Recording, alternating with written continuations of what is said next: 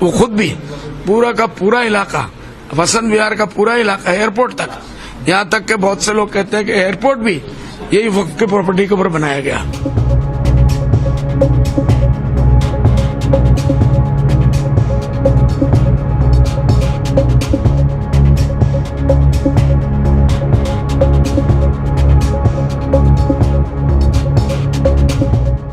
वक्फ board संशोधन bill पर JPC की ओर से एक तरफ बैठक का दौर चालू है, वहीं दूसरी ओर all India United Democratic Front के अध्यक्ष बदरुद्दीन अजमल ने नए संसद भवन को लेकर बड़ा दावा किया।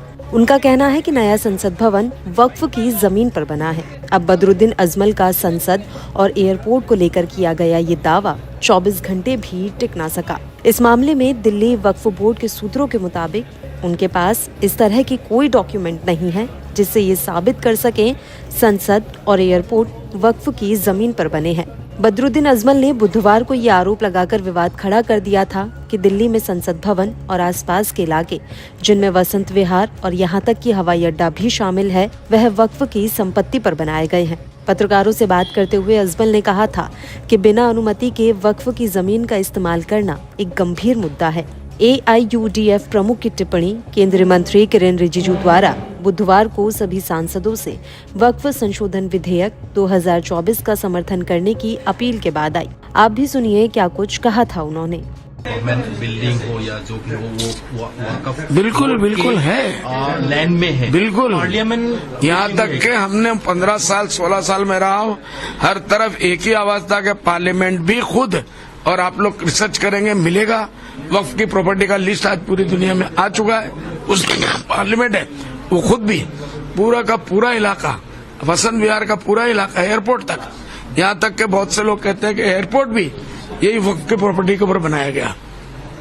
अभी साउथ इंडिया में, जी हाँ, साउथ इंडिया में चंद्रबाबू नायडू के यहाँ कौन चीफ मिनिस्टर है नहीं मालूम, उनके यहाँ भी उन्होंने एयरपोर्ट नया बनाया, वक्फ की प्रॉपर्टी के ऊपर कोई परमिशन नहीं दिया, जो मर्जी आ रहा है वो कर रहे हैं। इसलिए इस सब के ऊपर मुसीबत आएगी, वो खुद देखेंगे, उनकी सरकारें जाएगी, क्योंकि छोटे मोटे आदमी से मजाक करना अलग बात है, लेकिन इतने बड़े बड़े हमारे धर्म गुरु नहीं, वो ऐसे गुरु लोग हैं, पीर फकीर लोग थे, जिनको आज भी नहीं रहती दुनिया तक हिंदू मुसलमान सब मानेंगे।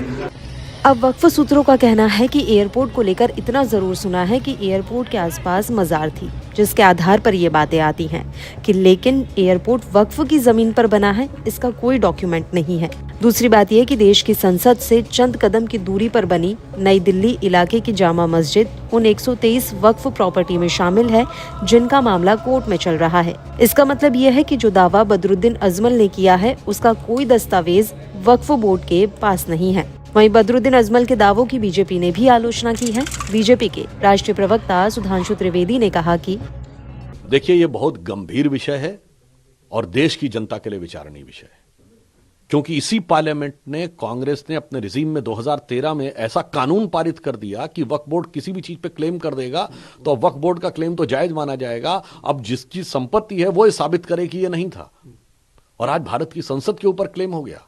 इससे यह साबित हो जाता है कि हमारी एनडीए की सरकार जो वक्फ बोर्ड के कानून की सम्यक विधि सम्मत समीक्षा करना चाहती है, एक प्रॉपर उसका रिविजिट करना चाहती है, वह सही है, या जो लोग वक्फ का नाम आते ही जिनके सर सियासी सजदे में झुक जाते हैं वो सही है। तो मेरा सवाल आज कांग्रेस पार्टी से है, जो लोग वक्फ बोर्ड के इस विषय का विरोध कर रहे हैं, और उससे बड़ा मेरा सवाल शिवसेना यूबीटी से है।